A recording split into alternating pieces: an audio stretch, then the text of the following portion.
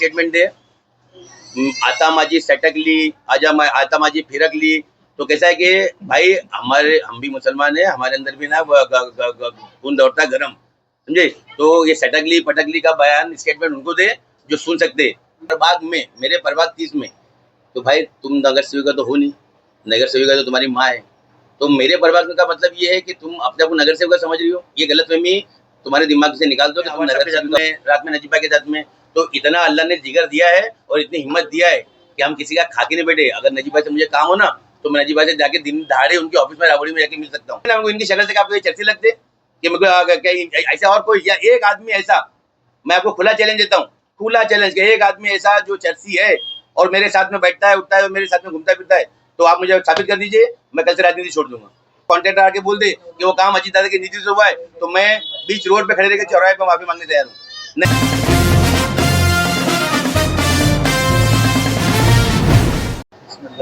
जावेद भाई, आज आपने एक पत्रकार परिषद रखी, क्या कारण था रखने का, क्या कहना चाहोगे?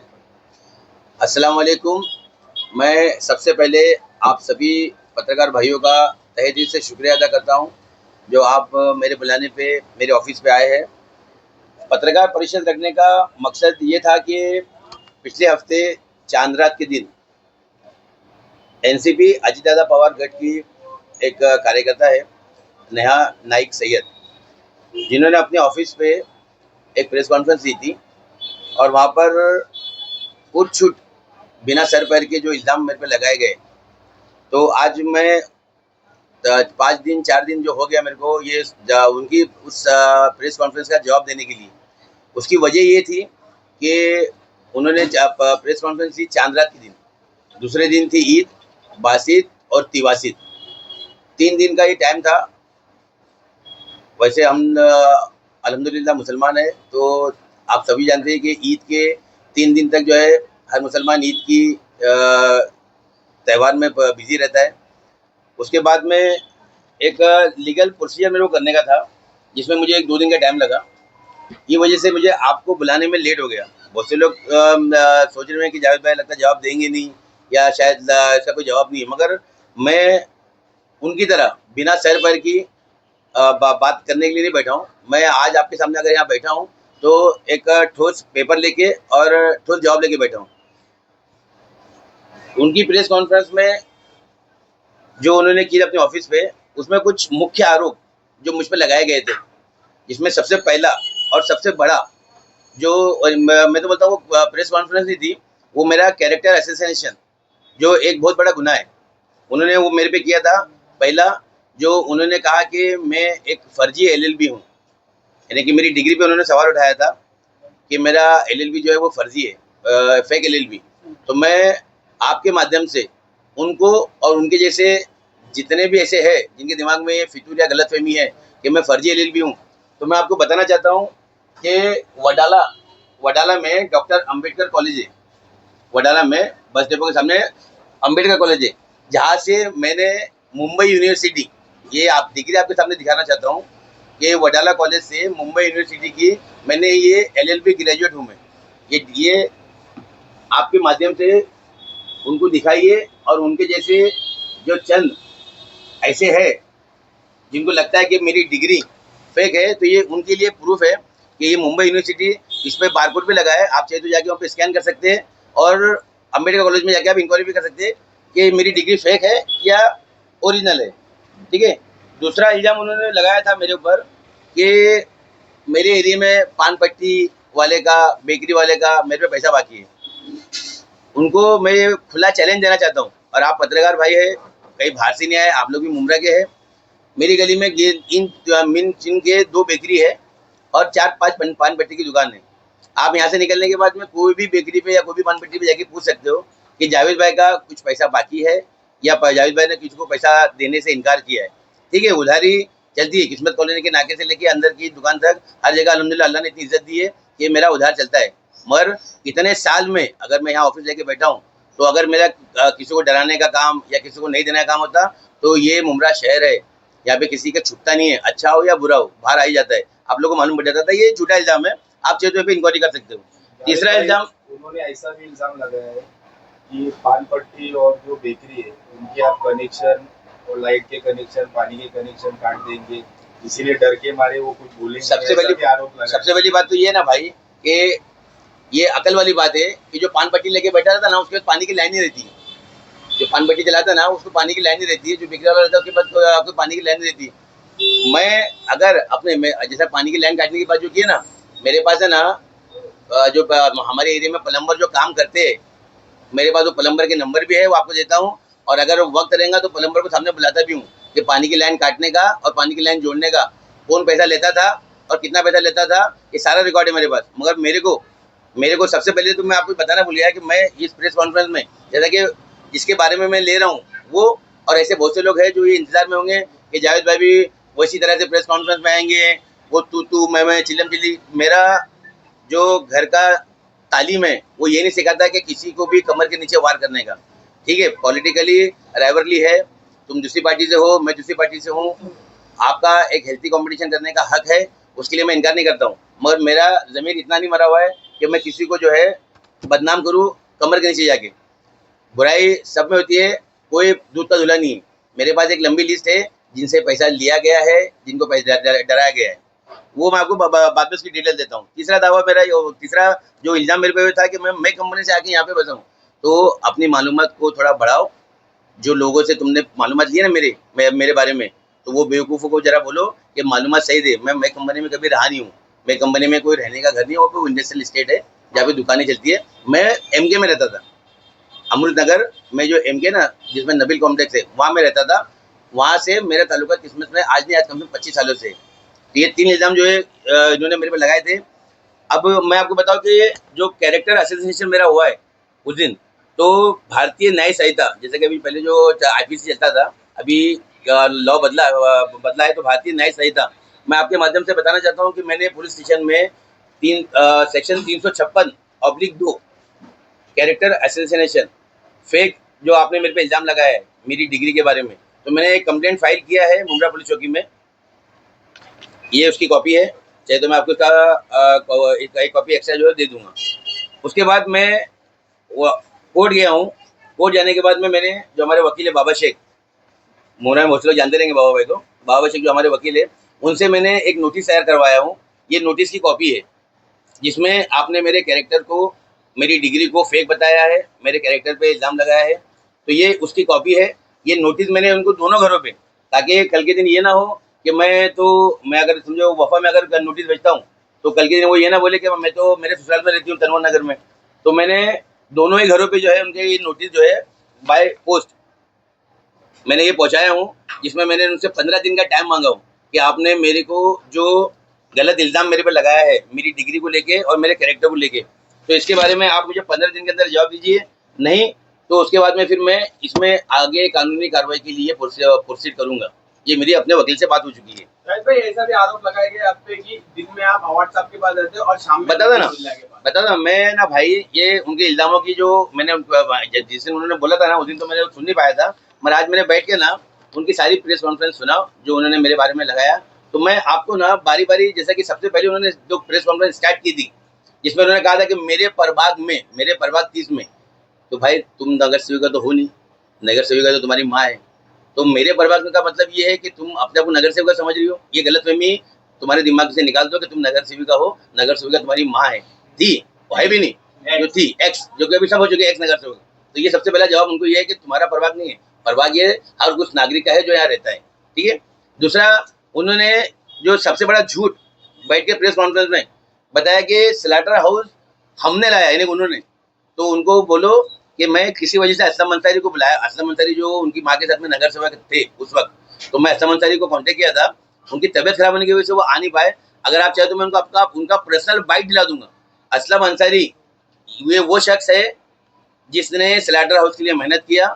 मस्जिद वाले असलम भाई म्यूनसिपल कॉर्पोरेशन के अधिकारी आज भी है मौजूद, आप उनसे मालूम कर सकते हो कि ये असलम अंसारी की मेहनत थी जो वहाँ पे स्लैटर हाउस आया है। तो किसी और का क्रेडिट तो हमको होता है ना लेने के लिए, तो तुम किसी और का क्रेडिट ले रहे हो कि जो असलम अंसारी ने काम किया वो तुम अपने ऊपर ले रहे हो। जिस वक्त स्लैटर हाउस पास हुआ ना उस वक्त तुम पॉलिटिकल दुनिया में पैदा भी नहीं हुई थी, पॉलिटिकल दुनिया में तुम पैदा भी नहीं हुई थी, तुम्हारे को होश भी था नहीं कि क्या स्लैटर हाउस होता है और क्या पॉलिटिक्स होती है। ठीक है।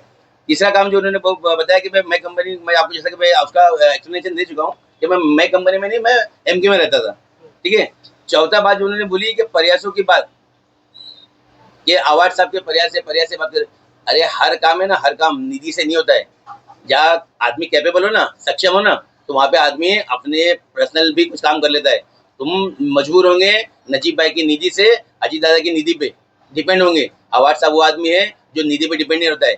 जैसे मैंने साहब को बोला, साहब वो निधि खत्म हो चुकी है, उसका क्वांटिटी खत्म हो चुकी है। अब मगर वो दरगाह का काम है, वो स्लाटर हाउस का काम है, अब तो वो काम करना चाहिए, काम करना पड़ेगा। साहब ने बोले ठीक है, अगर नई निधि है तो मेरे पर्सनल खर्चे पे वो काम करा के दे।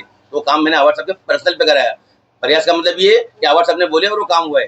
कोई निधि में जो आपने बोला ना प्रेस कॉन्फ्रेंस में कि निधि मेंशन करो, निधि से मेंशन नहीं किया कि हमको निधि की जरूरत नहीं हर काम के लिए। कोई काम जो है वो खुद के बल पे भी करना सीखो, हर काम के लिए ना दूसरे पे डिपेंड रहना मत सीखो।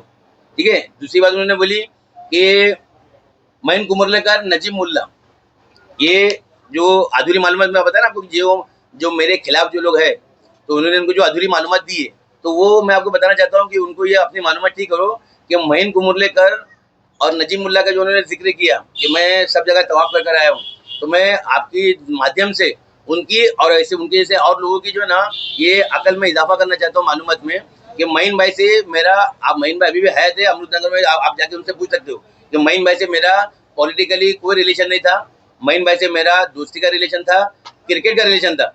जब तक मेरा महीन भाई के साथ में दोस्ती रही, हम लोगों ने साथ में क्रिकेट खेले, और उनका मेरा पॉलिटिकली कोई रिलेशन नहीं था।